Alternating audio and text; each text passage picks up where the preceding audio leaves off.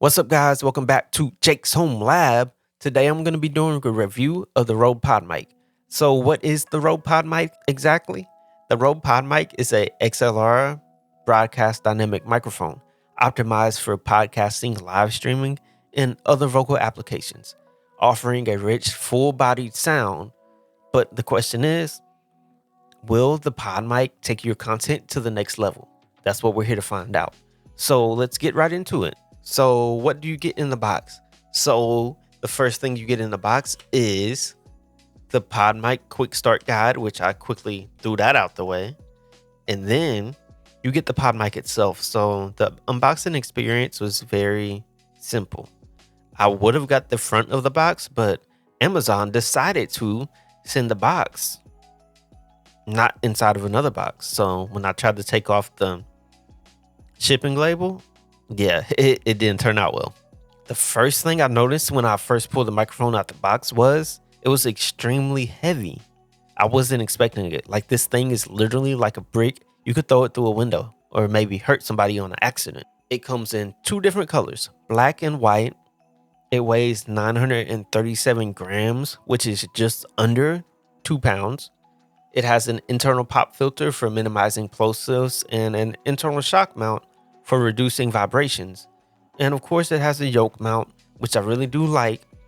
You can put it in any position you want, and it's going to sound perfect. Let's talk warranty. The warranty is for 2 years. It only covers defects due to faulty materials.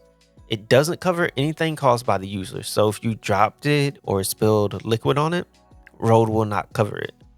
So in my opinion, it's very limited on the warranty. Now let's get into the specs. My favorite part. Well, my second favorite part, aside from the testing. So the RØDE PodMic has a cardioid polar pattern and a frequency range of 50 Hz to 15 kHz. It has a impedance of 320 ohms and a sensitivity of minus 57 dBV and a max SPL of 94 dB. It requires at least 55 dB of gain for a clear usable signal. Let's take a look at the frequency response pattern. So it looks like you get a boost in the 150 Hz range on the low end, a slight boost to the mids, and another boost in the high mids, and then a boost in the high end. Okay guys, now it's time for the fun part, my favorite part, which is doing the microphone test. So I have the microphone about 2 inches away from my mouth, and the gain is set around just over 45 dB on my DBX processor. And the output gain is boosting around 8 dB so I can get a good clear level for y'all. And let's do the test. Let's start with the noise floor test. I'm going to be quiet.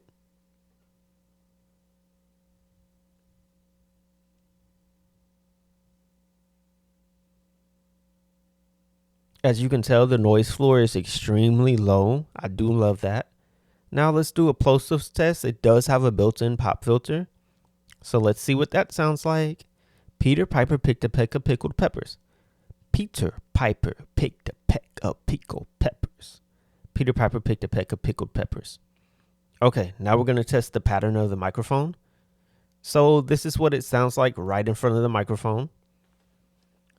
This is what it sounds like to the right of the microphone.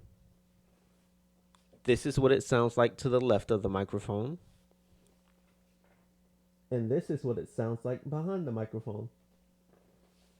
Now, let's do a noise isolation test. I'm going to start off, my fan is about 3 feet away from me. I'm going to turn it on. It's going to be on high. Then I'm going to move to medium. Then I'll move to low. Let's get to it. My fan is currently on high.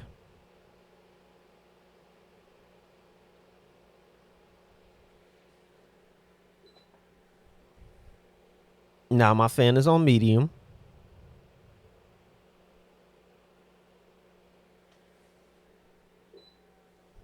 And now my fan is on low.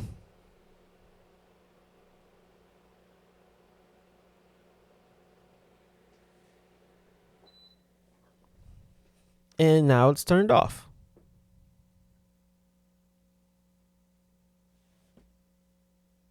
So what are my final thoughts on the microphone? The microphone sounds absolutely incredible for the price at 99 USD before taxes. I wasn't expecting the mic to sound this good.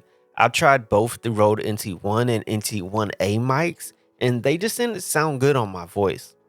Overall, I can recommend it to anybody who's looking for a budget dynamic microphone, but the only thing is you will need a cloud lifter or a very high quality, low noise audio interface with enough gain for a healthy audio signal. You will also need to get a pop filter. As you could tell from the video, the built-in pop filter is not the best at all. I just put an order in for the Rode WS14 pop filter, which is made specifically for the PodMic. I will be putting links in the description for both the PodMic and the pop filter. They are affiliate links that help support the channel at no additional cost to you. This has been Jake from Jake's Home Lab. If you enjoyed the video, please leave a like, comment, and subscribe. Have a great day. I'm signing out.